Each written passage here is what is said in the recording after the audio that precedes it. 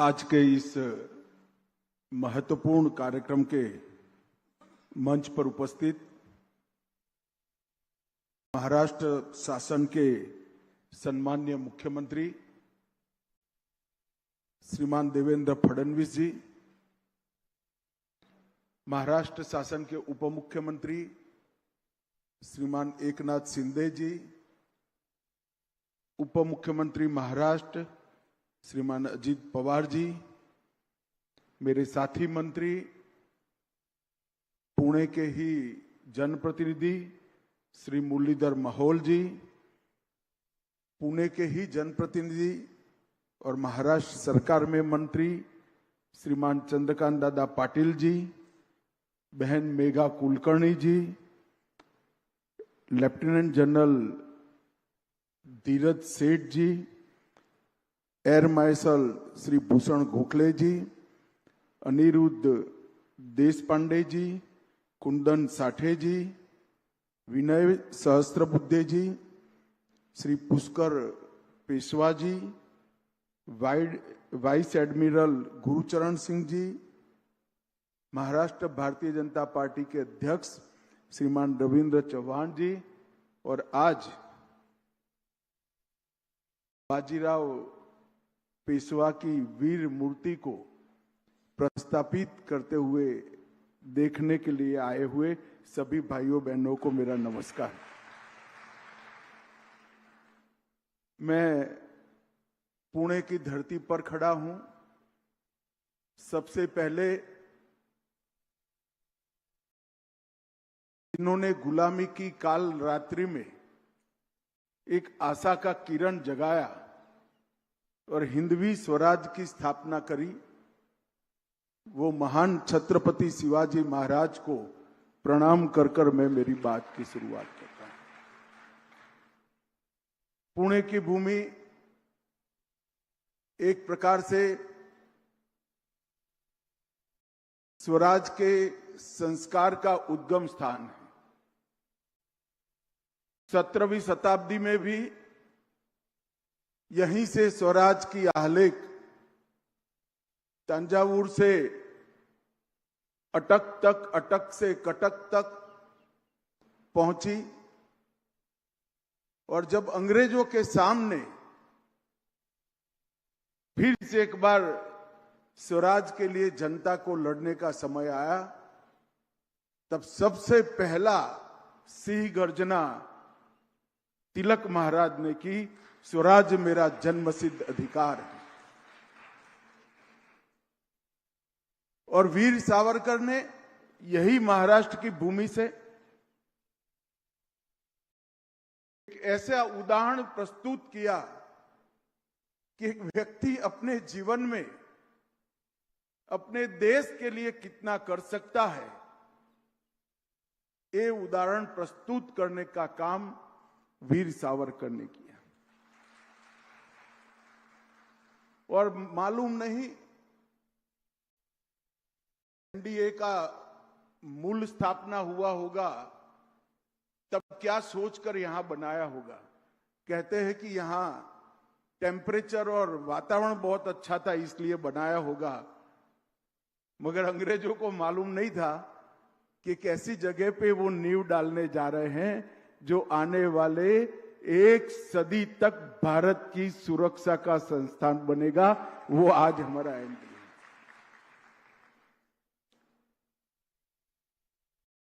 पेशवा बाजीराव जी के कई पुतले देश भर में कई जगह लगे हैं,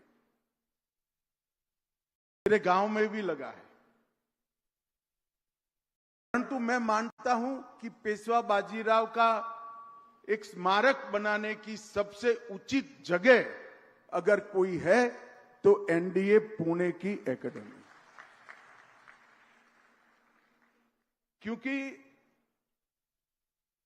जहां से आने वाले समय के देश की तीनों सेनाओं के सूत्रधार जहां प्रशिक्षित होकर निकलते हैं, वहां बाजीराव पेशवा की मूर्ति लगना और श्रीमंत बाजीराव के मूर्ति से प्रेरणा लेकर उनके जीवन कवन को अभ्यास कर कर अगर हमारे भविष्य के सेनानी जाते हैं तो मुझे विश्वास है कि कई सालों तक भारत की सीमाओं को कोई छूने का साहस नहीं कर सकता। मैं यहां आने वाला था, कार्यक्रम घोषित हो चुका था। कल कुछ पत्रकार मित्रों के साथ वैसे ही बैठना हुआ तो उन्होंने कहा कि अमित भाई, आप पुणे स्पेशल एक कार्यक्रम के लिए जा रहे हैं और श्रीमंत बाजीराव के पुतले के अनावरण के लिए जा रहे हैं, मगर मुझे एक बात बताइए कि आज की युद्ध की पद्धति, जहां एनडीए में हमारे सेनानी तैयार हो रहे हैं, और बाजीराव पेशवा के समय की युद्ध की पद्धति, ये दोनों के बीच में क्या रिलेशन बचा होगा? मैंने बहुत सरलता से उनको जवाब दिया, युद्ध की कला के कुछ नियम जो होते हैं वो काल बाह्य नहीं होते हैं, वो एटर्नल होते हैं। युद्ध में व्यूह रचना का महत्व, युद्ध में त्वरा का महत्व, युद्ध में समर्पण का भाव, युद्ध में देशभक्ति का भाव, और सबसे बड़ी बात, युद्ध में बलिदान का भाव, वो ही सेनाओं को विजय दिलाता है। हथियार बदलते रहते हैं, और अगर ये सभी गुणों का सबसे उत्कृष्ट उदाहरण 500 साल के भारतीय इतिहास में कहीं पर ढूंढना है तो मैं इतिहास के विद्यार्थी के नाते बेझिझक कह सकता हूं, वो केवल बाजीराव पेशवा में, श्रीमंत बाजीराव पेशवा में ही मिल सकता है। 20 साल के उम्र में साहू जी महाराज ने किस तरह से उनको सिलेक्ट किया होगा मुझे मालूम नहीं, क्या काफी सारी चुनौतियां थी।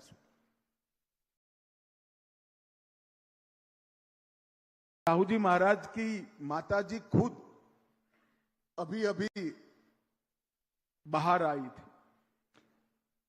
और जब उन्होंने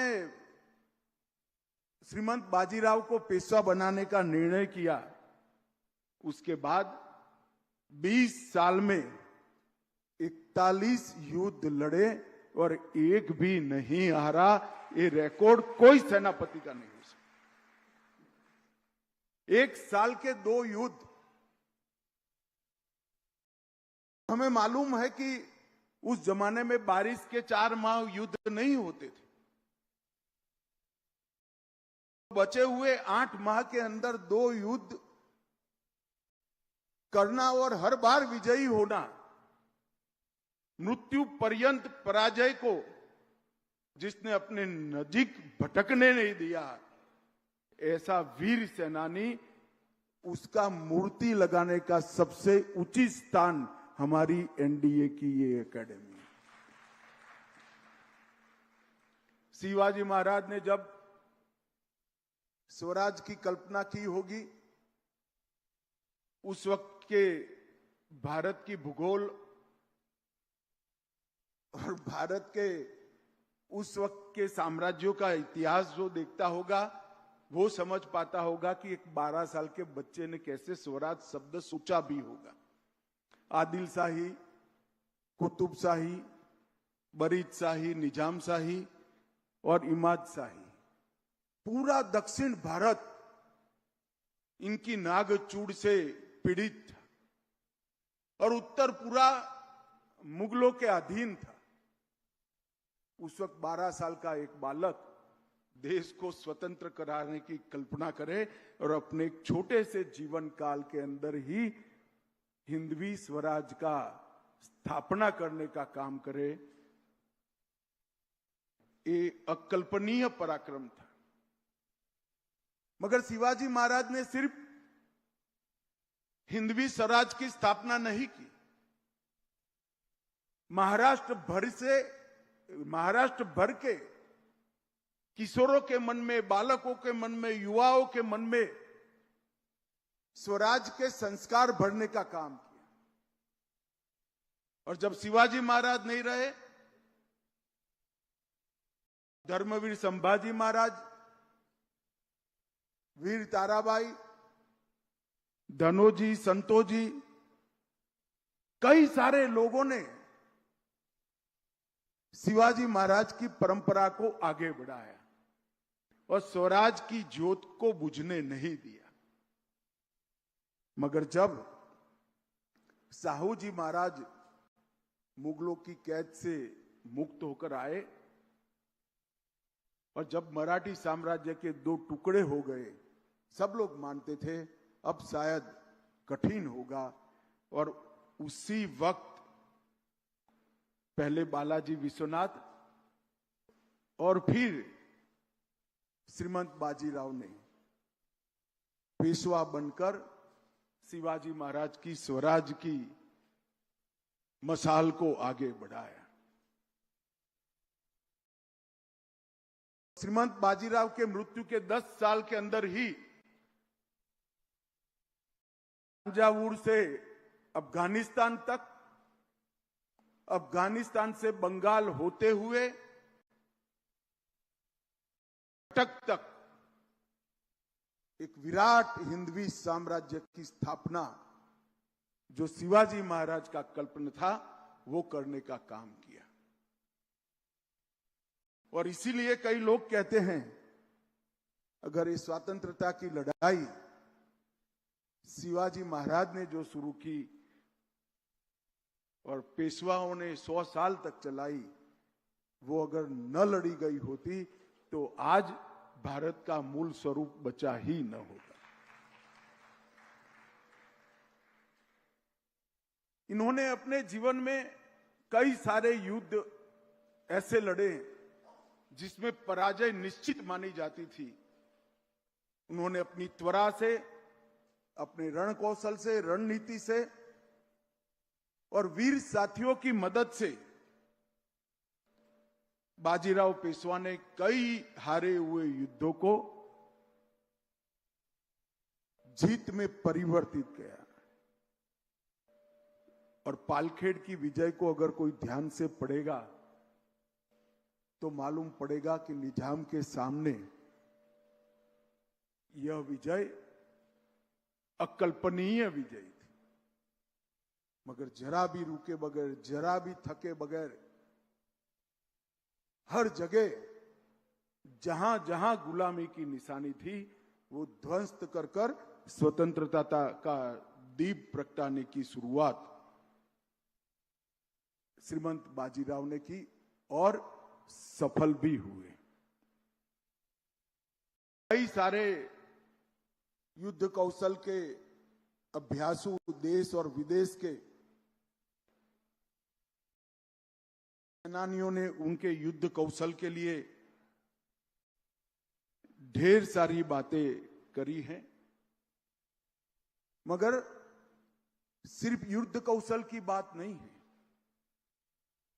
जैसा मैंने कहा, बुंदेलखंड तक, गुजरात तक, तंजावुर तक, मध्य प्रदेश तक, ये सारी स्थान से स्वराज की लौ जलाने के बाद वहां पर इंदौर में होलकर, ग्वालियर में सिंधिया, धार में पवार, बड़ौदा में गायकवाड़, गोविंद पंत को बुंदेलखंड में, हर जगह चिमना जी का सहयोग लेकर प्रशासन को भी प्रस्तापित करने का काम किया। और एक लंबे समय तक आजादी की लौ जलती रहे, इस प्रकार का काम उन्होंने किया।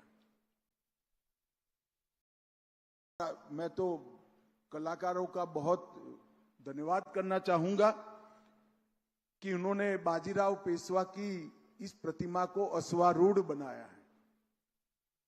जदुनाथ सरकार ने बाजीराव पेशवा के लिए काफी कुछ लिखा है, मगर एक वाक्य मैं कभी नहीं भूल सकता। उन्होंने कहा, कभी भी किसी व्यक्ति का जन्म घोड़े के साथ नहीं होता, बाजीराव एकमात्र व्यक्ति ऐसा है जिसका जन्म ही घोड़े के साथ हुआ है। पूरा 20 साल का कालखंड उनको घोड़े से नीचे उतरते हुए किसी ने नहीं देखा है।